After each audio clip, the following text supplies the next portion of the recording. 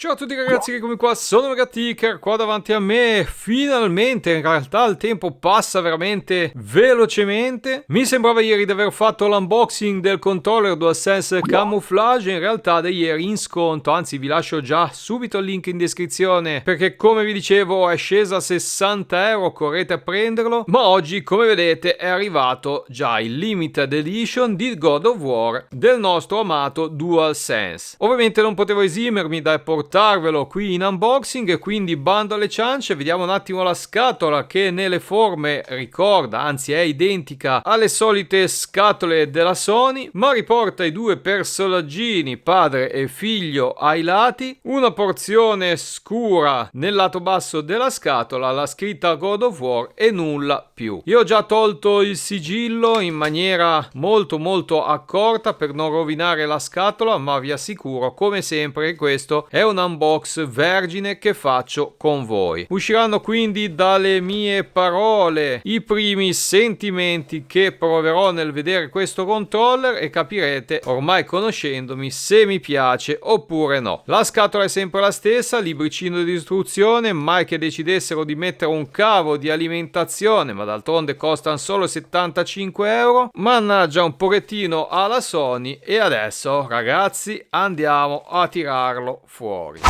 Eccolo qui, qua davanti a noi, porzione blu. Chi è esperto di colori mi dica se è un blu cobalto, un blu notte, un blu, non so di che blu si tratti. Sul touchpad riportati i due animaletti, mascherina direi grigia e parte posteriore tutta dello stesso blu della parte anteriore con la scritta in più God of War Ragnarok. Anche qua magari mi correggerete dicendo se si dice Ragnarok. Ad ogni modo, toppe R mosce, io ho una gran curiosità. Per chi mi segue da tempo vorrò sicuramente vedere se questo controller ha un BDM 030, il fantomatico terza edizione di DualSense. Lo andiamo a vedere fra poco, vi faccio vedere comunque i tasti, diciamo classici, trasparenti, i simboli si vedono al di sotto di questa porzione trasparente, tasti neri come la notte, le vette classiche, in questo caso il simbolo PlayStation come vedete è grigio come la mascherina. Sto effettivamente cercando dei punti di diversità dagli altri controller che non siano quelli estremamente squisitamente estetici. In realtà esternamente appunto non ce ne sono, ma adesso venite con me, andiamo a fare la prova del 9 e vediamo qua dentro, magari con l'ausilio di una luce perché io da dietro alla telecamera non vedo una mazza, e con un po' di luce appunto puntata all'interno non intravediamo alcuna